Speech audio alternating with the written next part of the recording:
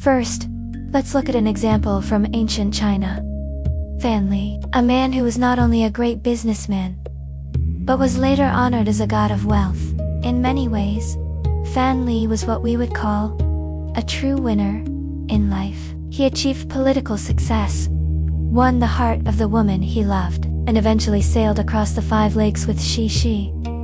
He also gave away his entire fortune 3 times, and each time, he rebuilt his wealth and created another successful business empire. I think Fan Li is a fascinating example.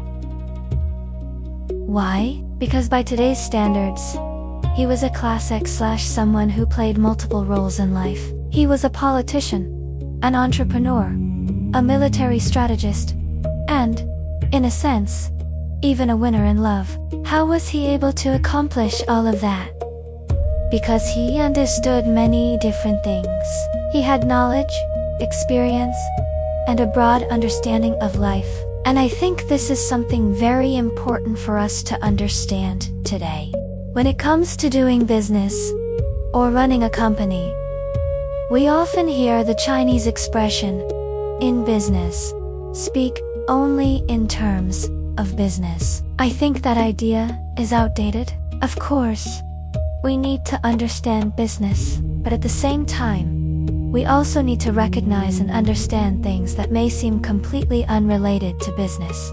Take the United States, for example. We are all familiar with Sam Walton, the founder of Walmart. He once expressed an idea that I think is extremely important. There is really no such thing as a completely pure business theory. What we call business wisdom is, in many ways, simply the application of universal human wisdom to business. So why should we limit ourselves to thinking only in business terms? The more we understand about people, culture, history, psychology, philosophy, and life itself, the more clearly we can see the world of business. And I think this is also why so many companies today place such a strong emphasis on corporate culture. That is a very good thing. Because ultimately, what companies compete on is not just products, technology, or price. At the deepest level, they compete on culture. Let me use myself as a simple example. I occasionally drink soda. But when I do, I consciously choose Coca-Cola. Why? Because I like the culture behind Coca-Cola. I appreciate many of the company's public surveys and social impact advertisements. I like to use one of Coca-Cola's advertisements about friendship as an example of how a company can communicate its culture through advertising. I think the spirit behind that advertisement is wonderful. If you put a glass of Pepsi and a glass of Coca-Cola in front of me, without telling me what they are, I probably couldn't tell you which was which. So how do I distinguish between them? And a logo or a brand is never just a visual symbol. It carries and represents a particular set of cultural values and ideas. When we talk about the Jairan hexagram, or when we talk about relationships and marriage, we often discuss what we call our 3 fundamental values: our worldview, our values, and our view of life. The same thing applies to companies. A company's cultural values matter enormously. There is another interesting connection between business and culture. Let's look at the Chinese word shou, meaning business or commerce. Where does the word shaner, or merchant, come from? Historically, it refers to the people of the Shang dynasty. Later, when the Zhou dynasty defeated the Shang dynasty and King Wu conquered King Zhou, what happened to the people of the former Shang dynasty? Many of them were encouraged to make a living through commerce. In ancient China, commerce was considered less prestigious than agriculture. Merchants were often looked down upon and discriminated against. There were even social rules that reflected their lower status.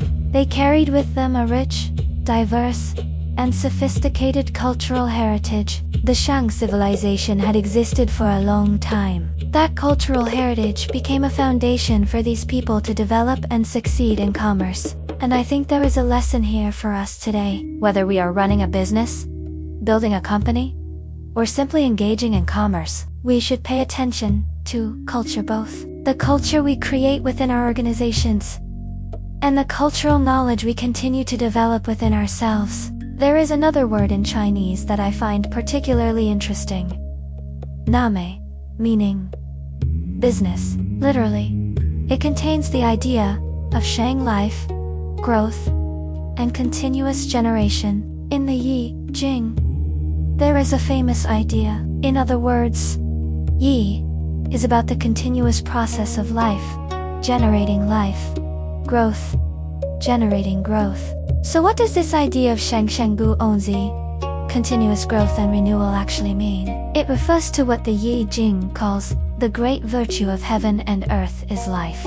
We human beings take these resources, this energy, this knowledge, and these opportunities, and we transform them into something useful in our lives. That is also what business should do. If your business cannot provide people with something valuable, if you are not giving people resources, energy, help, solutions, or something genuinely good, then your business will have difficulty growing and thriving over the long term.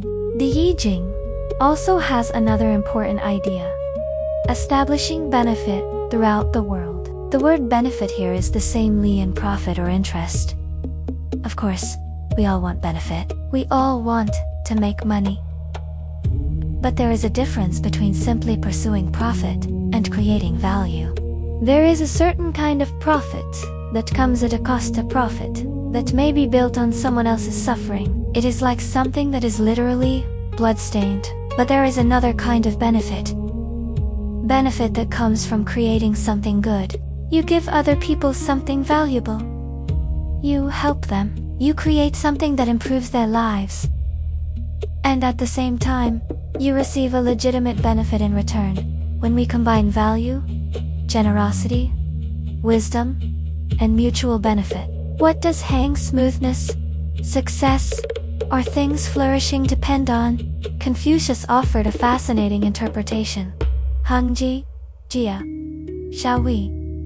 In other words, if you want something to flourish, if you want your product, think about the Avengers. If you can bring all those superheroes together, defeating Thanos becomes a lot easier.